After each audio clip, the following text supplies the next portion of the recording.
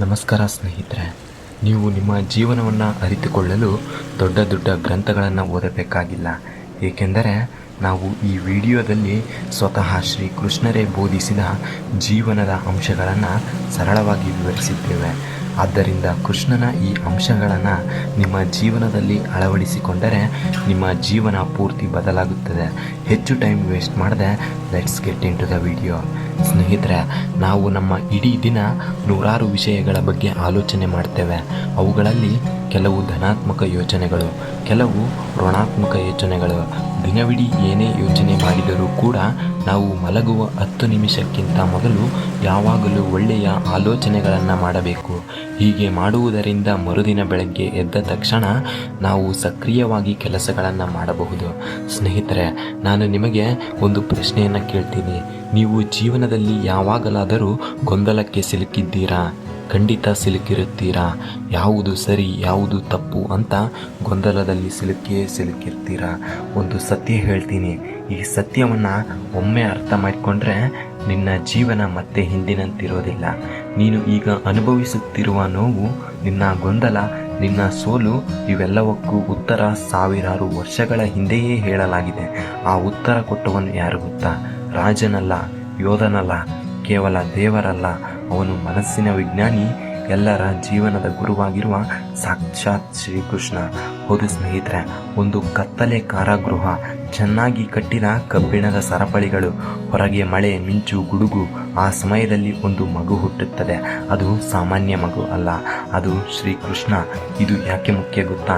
ಯಾಕಂದರೆ ಜೀವನದ ಮೊದಲ ಪಾಠ ಇದೆ. ನಿನ್ನ ಪರಿಸ್ಥಿತಿ ಎಷ್ಟು ಕತ್ತಲೆಯಾದರೂ ನಿನ್ನೊಳಗಿನ ಬೆಳಕು ಯಾರೂ ನಿಲ್ಲಿಸಲಾರರು. ಗೋಕುಲದಲ್ಲಿ ಒಂದು ಚಿಕ್ಕ ಹುಡುಗ ಬೆಣ್ಣೆ ಕದ್ದು ಓಡ್ತಾನೆ, ಮಕ್ಕಳ ಜೊತೆ ನಗ್ತಾನೆ, ಗೋಪಿಕರ ಜೊತೆ ಆಟ ಆಡ್ತಾನೆ. ಜನರಿಗೆ ಅದು ತಮಾಷೆಯಾಗಿ ಕಾಣುತ್ತೆ, ಆದರೆ ಅದರ ಹಿಂದೆ ಒಂದು ದೊಡ್ಡ ಸತ್ಯ ಇದೆ. ಜೀವನವನ್ನು ತುಂಬ ಗಂಭೀರವಾಗಿ ತಗೊಳ್ಬೇಡ. ಇವತ್ತು ನಾವು ಏನು ಮಾಡ್ತೀವಿ? ಸ್ವಲ್ಪ ಸಮಸ್ಯೆ ಬಂದರೂ ಒತ್ತಡಕ್ಕೆ ಒಳಗಾಗ್ತೀವಿ, ಡಿಪ್ರೆಷನ್ಗೆ ಒಳಗಾಗ್ತೀವಿ, ಭಯ ಪಡ್ತೀವಿ. ಆದರೆ ಶ್ರೀಕೃಷ್ಣ ಹೇಳ್ತಾನೆ, ನಗು ನಿನ್ನ ಅತಿ ದೊಡ್ಡ ಶಕ್ತಿಯಾಗಿದೆ ಅಂತ. ಒಂದು ದಿನ ನೀನು ನಿನ್ನನ್ನು ನೀನೇ ಕೇಳಬೇಕು, ನಾನು ಯಾರು ಅಂತ. ನಾನು ಈ ದೇಹವ ಅಥವಾ ಈ ಮನಸ್ಸ? ಶ್ರೀಕೃಷ್ಣ ಹೇಳ್ತಾನೆ, ನೀನು ಒಂದು ಆತ್ಮ. ಈ ದೇಹ ತಾತ್ಕಾಲಿಕ.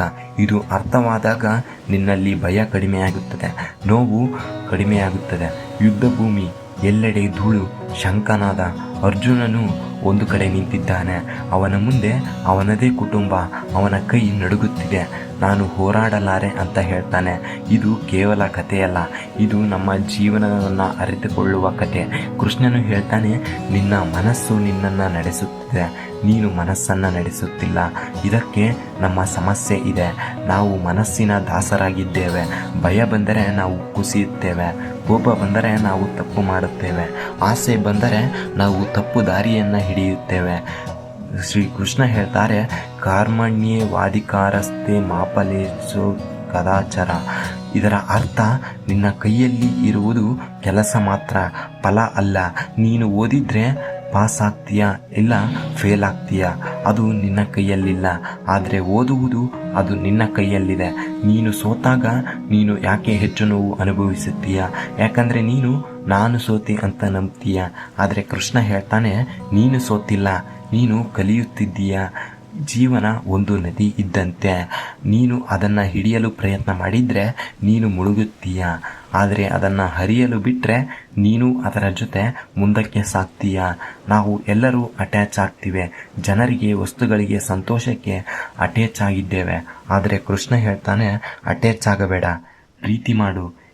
ಇದು ಎರಡು ಬೇರೆ ಬೇರೆ. ಅಟ್ಯಾಚ್ ಅಂದರೆ ನೋವಲ್ಲ, ಪ್ರೀತಿ ಅಂದರೆ ಸ್ವಾತಂತ್ರ್ಯ. ನೀನು ದೇವರನ್ನ ದೇವಸ್ಥಾನದಲ್ಲಿ ಹುಡುಕುತ್ತಿದ್ದೀಯ, ಆದರೆ ಕೃಷ್ಣ ಹೇಳ್ತಾನೆ, ನಾನು ಎಲ್ಲಿದ್ದೇನೆ ಗೊತ್ತಾ? ನಿನ್ನೊಳಗೆ ಇದ್ದೇನೆ. ನಿನ್ನ ಉಸಿರಲ್ಲಿ, ನಿನ್ನ ಚಿಂತನೆಗಳಲ್ಲಿ, ನಿನ್ನ ಬೆವರಲ್ಲಿ ಇದ್ದೇನೆ. ಒಂದು ದಿನ ನೀನು ಸಂಪೂರ್ಣವಾಗಿ ಕುಸಿದಿದ್ದೀಯೇ ಅನ್ನಿಸಿದರೆ, ನೀನು ಒಬ್ಬಂಟಿಯಾಗಿದ್ದೀಯ ಅನ್ನಿಸಿದರೆ ಕಣ್ಣು ಮುಚ್ಚು. ಒಂದು ಧ್ವನಿ ಕೇಳಿಸುತ್ತದೆ, ಎದ್ದೇಳು, ನೀನು ಯೋಧ. ನಿನ್ನ ಯುದ್ಧ ಇನ್ನೂ ಮುಗಿದಿಲ್ಲ.